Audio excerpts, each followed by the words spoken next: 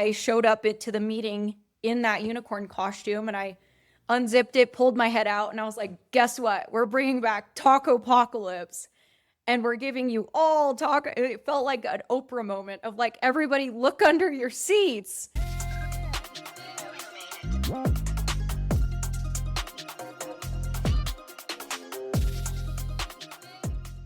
Welcome, everyone, to the Amazing Teams podcast, where we talk about all things that make work better. Today, I'm joined by Michaela Flatau, Chief People Officer, or also, as she's known, the Chief Unicorn Collector at Defense Unicorns. Michaela was employee number 22 at Defense Unicorns and has watched the company grow to almost 200 people, fully remote, building software for the Department of Defense. She has great insights on something a lot of growing companies wrestle with, which is how do you scale a culture that's actually fun, actually whimsical, without it either fading into corporate sterility or starting to just feel performative. She's also been known to wear a full unicorn inflatable to military conferences, more on that later, which I think tells you most of what you need to know. Michaela, thank you so much for being here. Hey, nice to be here. And for those who are not going to be watching this, so they're listening to it, Michaela is wearing a unicorn onesie, and I'm wearing a taco costume.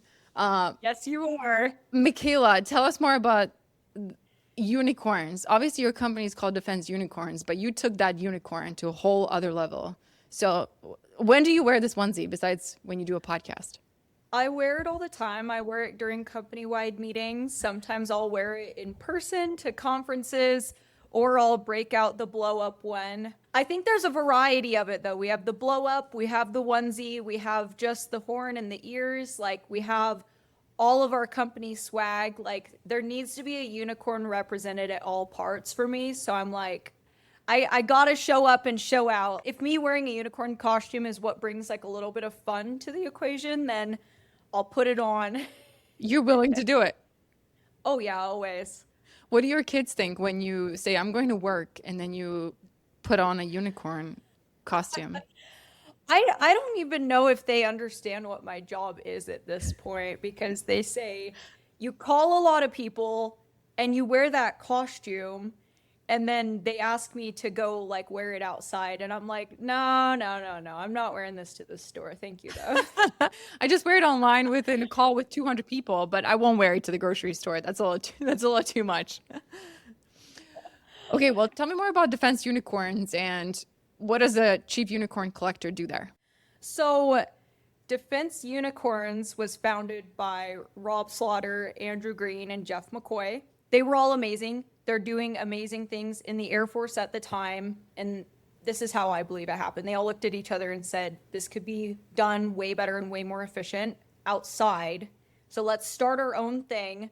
The company was named something differently initially, but then Rob wanted to change it to Defense Unicorns. And so he approached me and said, come join. Honestly, it took me a couple months to accept because, oh man, my whole entire family is either part of the Air Force or the FAA, the Federal Aviation Administration. And so I was like, how is this going to go over? I'm saying I'm leaving my stable government job to go to this company called Defense Unicorns. And the logo is this cute little unicorn named Doug. And I'm employee 22. And it obviously didn't go over well. My family was like, what are you doing? And I just had so much faith in what Rob and Jeff and Andrew were building. And they were very intentional about culture from the beginning. And I was like, I have to join this. I really want to be a part of it. And I have so much belief that this is going to genuinely change things for the government while approaching it in a different way where we actually make somewhere that's like enjoyable to work. And I wanted to be a part of that. So I joined first as a recruiter, then moved to head of talent acquisitions, and then got tapped to be CPO. Unicorn Collector was our term for talent acquisitions, collecting the unicorns, recruiting, which recruiting has always been a love of mine, and I still do it to this day. I still participate in it because I think that no matter what level you are, no matter what your job is, you should always be recruiting if you want amazing people to join like this amazing thing, which is another reason why we want the culture to be great, because we want everyone to be bringing people here. But things at the company are going so well. We're at about 200 employees now, a little over, and we are delivering amazing capabilities to the warfighter. When we're talking about the military, we're obviously talking about people who are putting their life on the line, working with what we call our mission heroes, which is another word for our customers or the folks we're servicing. They have hard jobs. How can we create an environment where, like, yes, we have to do hard things. We have hard folks that we work with, but how can we make it better for everyone involved? It sounds like this mission probably attracts a lot of talent your way. Yeah. Yeah, I think it does. And I like think you, that, right? did you say because of me? No, I said just like you were attracted Oh. to defense unicorn. Well, probably because of you too. I mean, if you show up with a I was like, don't be so nice to me. No, but you're right. It did attract me for that reason, because I'm like, this is a mission that can save lives and has a large impact. And I think that is attractive to people. Exactly. I mean, we all seek meaning in our work, and it's like, hey, you can truly produce really meaningful stuff, right? Like that's a whole different story.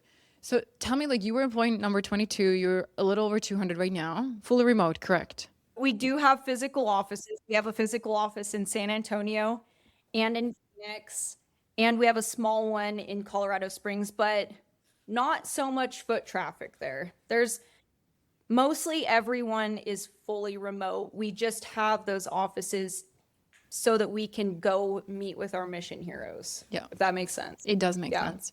How has the culture changed from when you joined at 22 to now 10 times the headcount growth? How would you describe it?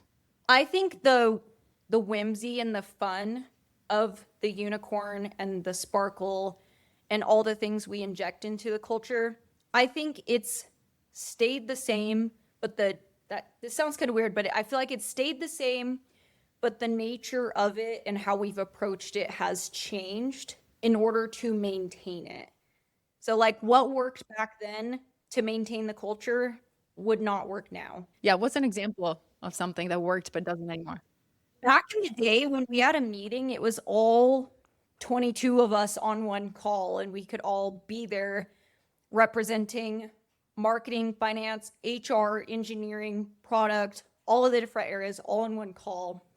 And now that's obviously, to have everyone on one call is very expensive, but also not everyone gets a chance to speak. It can't be open forum as it used to. So, like, how do we still make people feel like their voice is important and heard? How do we make people still feel like they're a part of something? How do we make it so that there's not pockets or cliques? How do we make it feel like there's not silos, really? You know, how are we still making sure that people are connecting, even if they're not working together on the daily basis? So what are some ways that you figured out how to make that work? Hey Taco is a really good one.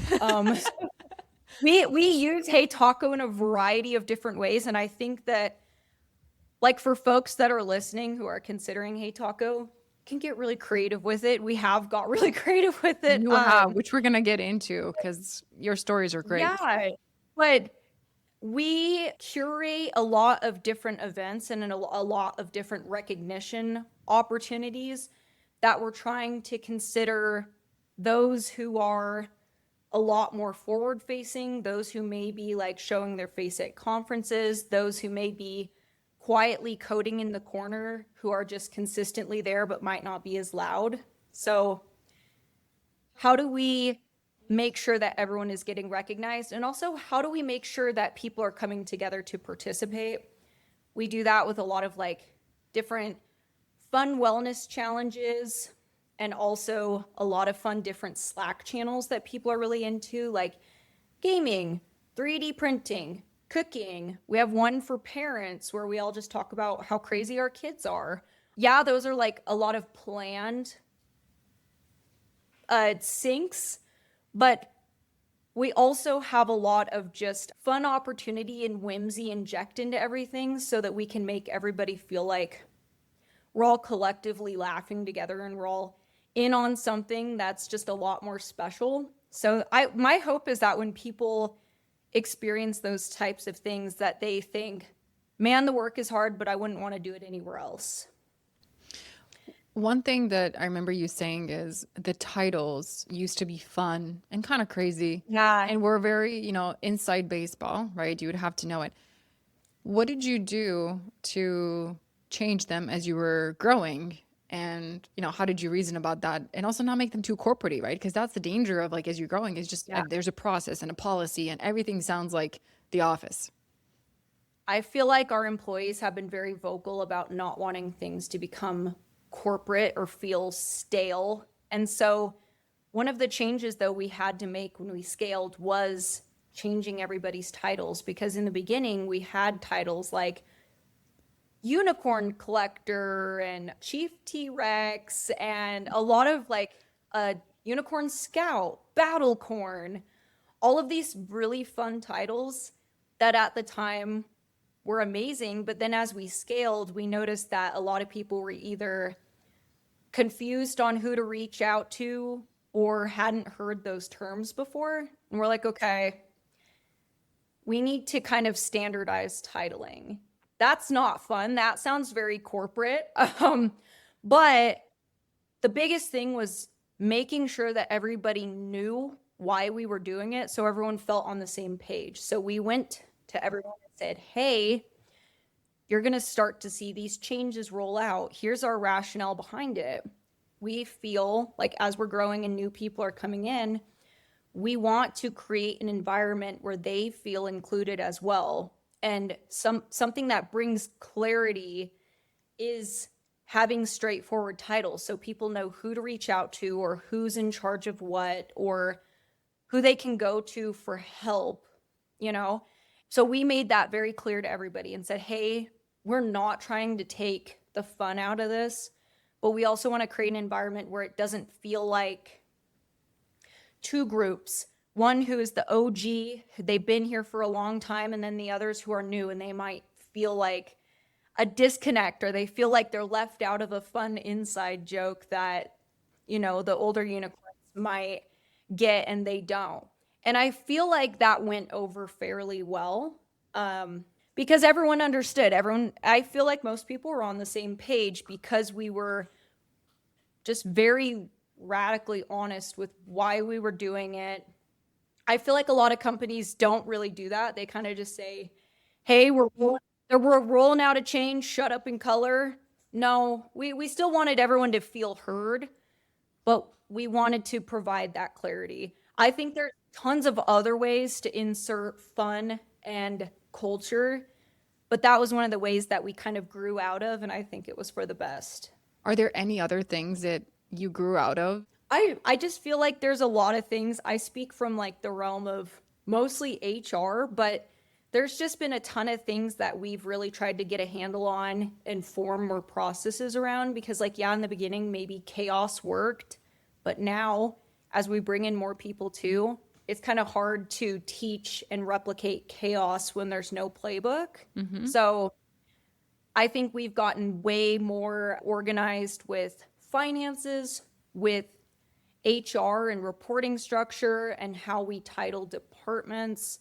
That all sounds very boring, but I also think that when the time comes down to it and when we show that all to our employees, it provides like a sense of trust in leadership as well. Because it's like, hey, this is a fun environment. We have a fun logo. We're doing a lot of cool things, but also like we're building this infrastructure in the back and we're being very transparent. We're showing it to you during all hooves, which is our word for all hands. Like we're showing you these things so that you know where we are, how our finances look, what deals we're landing, which deals we aren't landing, like where we're expanding our work to, what products we're working on. I think the bottom line is like, yes, we're getting more organized and building more structure with everything, but also we've still been very honest with our employees on where we're going and what we're doing so that they feel like a part of it and they don't feel blindsided. Obviously, this doesn't happen, but with a lot of companies, it's like, psych, we're pivoting to a completely different thing. And people say, wait, this isn't why I joined. The work has changed drastically. But we just try to keep everyone on the same page as we're going, so let them know how and what we're doing as we do it. What do you think companies get wrong when they scale and become too formal and corporate-y? Like, why do they do it, and what do they get wrong where they just kind of, you have people who are like, oh, this place used to be great, but now we're over 150 and it's kind of like meh. I think that a lot of people believe that HR is the curators of the culture and it's on them to be like, they are the fun police, but they are also the party planning committee. And culture has to be something that is across the executive team. Every one of them need to understand it and need to be taking it into consideration with every decision we're making. And that's something that I believe Defense Unicorns has got right, is whenever we roll out a change or whenever we're talking about something, anybody can raise their hand and say, how does this impact our unicorns? How are they going to feel about this change? And just for even more clarity, like even our CFO and our general counsel say, how does this impact culture?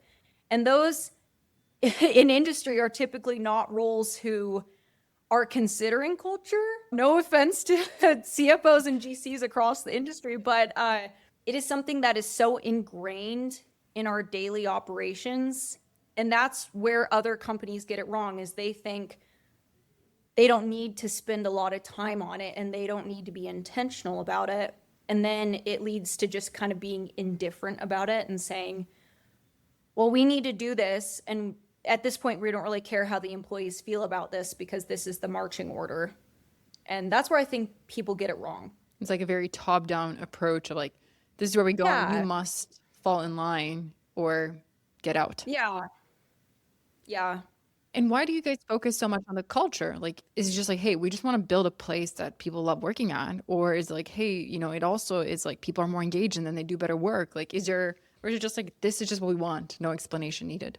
A lot of us are either veterans or came from working for the military. And we took a lot of the things that worked and a lot of the things that didn't and brought that to the table and how we wanted to shape things. Like, for example, unfortunately, the military isn't always family friendly because the mission comes first and you either have to pick up and move or go to a different duty station or you get sent overseas and your family has to stay behind. And so that's something that our founders were thinking of when they created this company, was how do we create something that is family friendly and where people can show up and do their best work, but they also feel supported to be at home with their kids or with their family and friends. That good work-life balance that isn't as much in the military.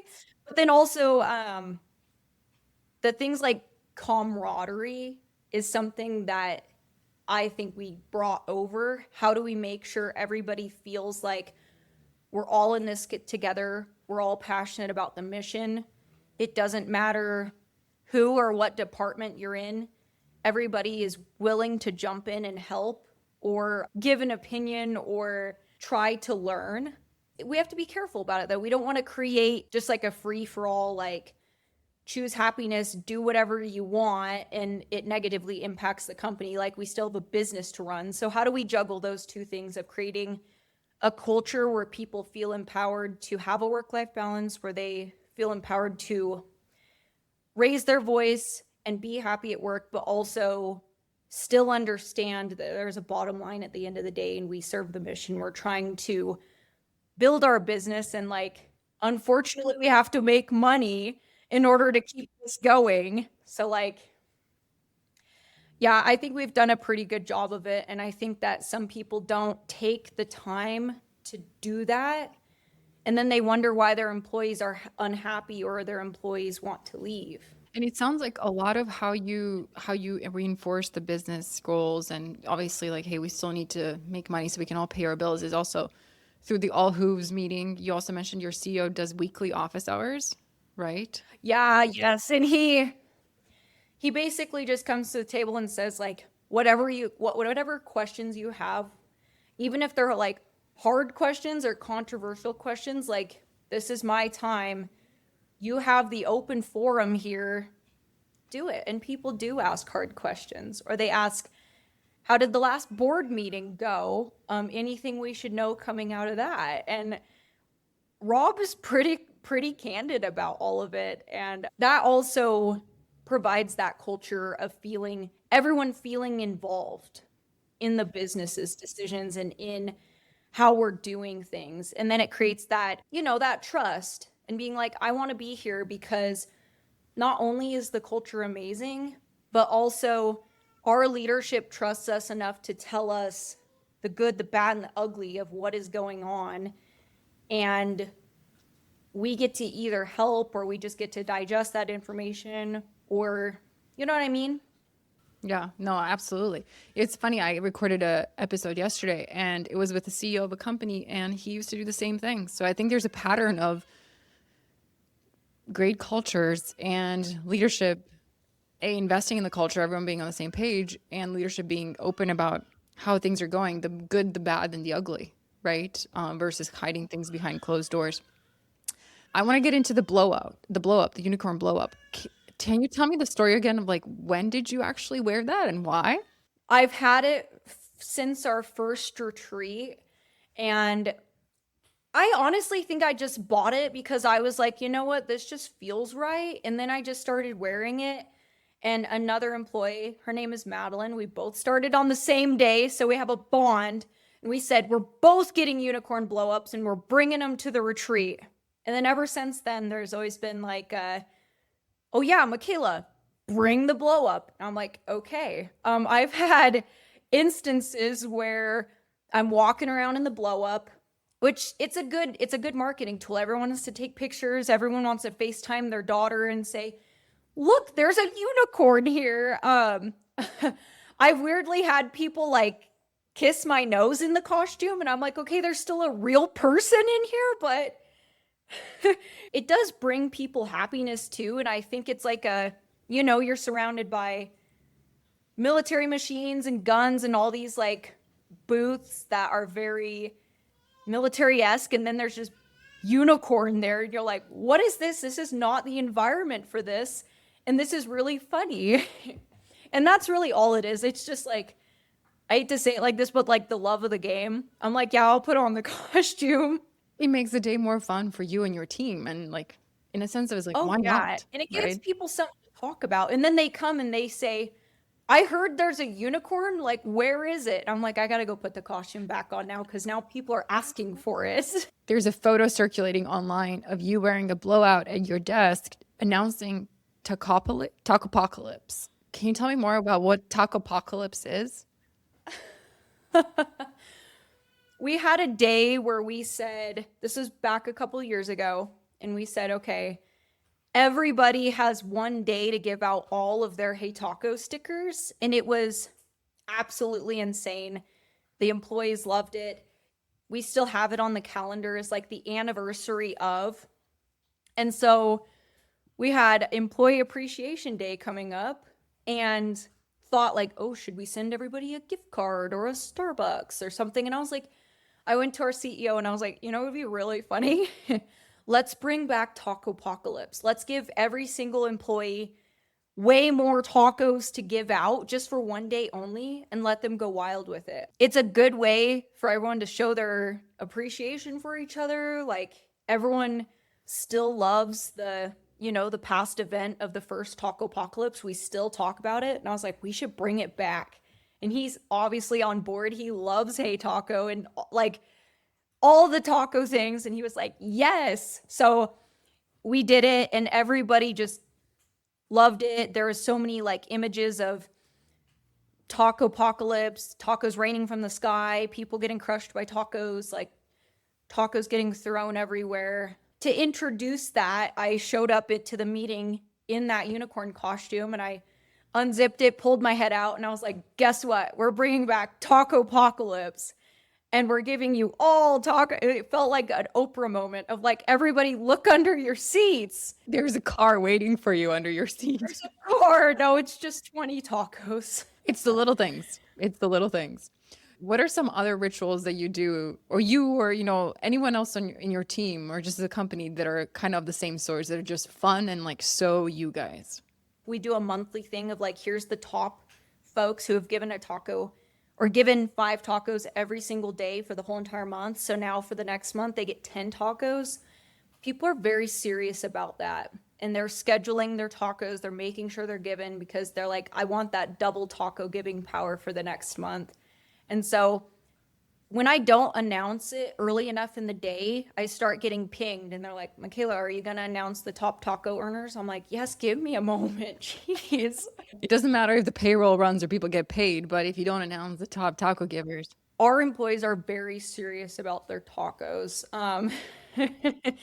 Recently we decided we're going to tie our taco amount, how much our tacos are valued, to our current ARR, because we're like, if our ARR goes higher, we want to reward people and give them more taco giving powers. Like, yes, obviously we have official like employee bonus programs and things like that too. So we understand tacos like the Whimsy morale tool, but we're still like, let's tie it to ARR and let's spin a wheel to let's recognize an employee and let them spin the wheel to determine how much the tacos are going to be worth. Yes, that wheel might be rigged because it is like an already set number, but anything that like gets us all to rally together and gets us really excited about something is always good for the culture. And hey, taco is oftentimes involved. Everyone likes giving and receiving tacos, so it's a great currency to bring people together, right? Yeah. Just like real tacos. If someone who's listening to this podcast and they're like, you know what, like maybe my culture is a little bit too corporate-y, or we're kind of growing and I can feel it becoming too corporate-y, what's one piece of advice would you give them as to how to keep the whimsy and not go all out corporate? I think just honestly, like, I think if a company is getting too corporate and then you show up in a unicorn costume, like it might feel performative. Like, yes, in our culture, it's regular for me to show up like this, but you can't just start this. I think the best way is that being honest and having open forums with employees. So CEO office hours, or allowing people to ask questions at the end of all hooves or all hands, whatever your company may call it. And being, saying, here's where the company's at right now, here's our goals, and being very realistic about it too. I think that that's the baseline of having a good culture. You have to earn your employees' trust as well. So I would say that. I think your concept of trust was really good. Like a lot of people don't trust their employees and it's not conscious. It's like, well, now we're going to control credit card expenses. Now we're going to do this. Now we're going to do that. And as you scale, it doesn't become any better, right? Like that lack of trust, people can feel it. Well, we do the same thing with our home office budget. We give people $2,600 a year and we say, this is your home office budget. Spend it on whatever you think makes your office better or makes you perform better at work. If you buy a bathtub with your money, great. But at the end of the year, if all your money's gone and you're like, wait, I need a new monitor. It's like, we trusted you with this money. And yeah, that seems kind of crazy to just give people this, like this card and say, all right, we trust you with it. But we're all adults here and we all want to do well at work, and to treat people like children makes them, maybe want to rebel, not to do as good of a job. Like, why do we care about throttling how that money is spent if they're going to spend it anyways? You know what I mean? And if they betray your trust, then you deal with it on a one-on-one basis versus creating a policy for 200 people when only maybe one person will betray the trust. And maybe they only do it because they didn't think about it, right? They were just excited to get a bathtub for their office. Well, and if we say we hire a high caliber of talent, like let's treat them like that and let's give them the space to be amazing. To be a unicorn. Yes, to be a unicorn. To tie back to the unicorn that we're here. Well, Yes. Michaela, you know how in Hey Taco, everyone has 5 tacos to give out every day. Who are you giving your 5 tacos today? Doesn't count in the app. It's just between you and I. Who would you like to celebrate today with your 5 tacos and why? You know, this, like, you can give tacos out for whatever reason. And I messaged my recruiter, Stephanie Holman, messaged her last night, and I said, hey, are you attending this meeting today? And she said, yeah. And I said, good, because I'm going to a doctor's appointment. So you're going to present for me. And I would give my tacos to her for doing that because she said, okay, I'll do it. Sounds like she deserved all 5 tacos. She's getting all of them. That's a great thing to give tacos for. So tacos to Stephanie, and then tacos to you, Michaela, for joining me on this podcast and for wearing the costume. I mean, we talked about it, but we didn't confirm it. And I was like, you know what? I'm just going with it. And you showed up, and I appreciate it. We're on the same wavelength here. Thank you, Michaela, for being my guest. Thank you. Thank you for having me.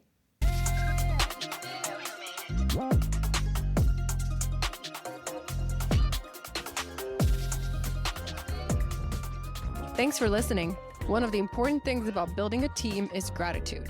If you're looking to add more gratitude into your team, check out heytaco.com. We are clearly biased, but it really does work. Use the code AMAZINGTEAMS to receive 15% off for the first 3 months of your subscription.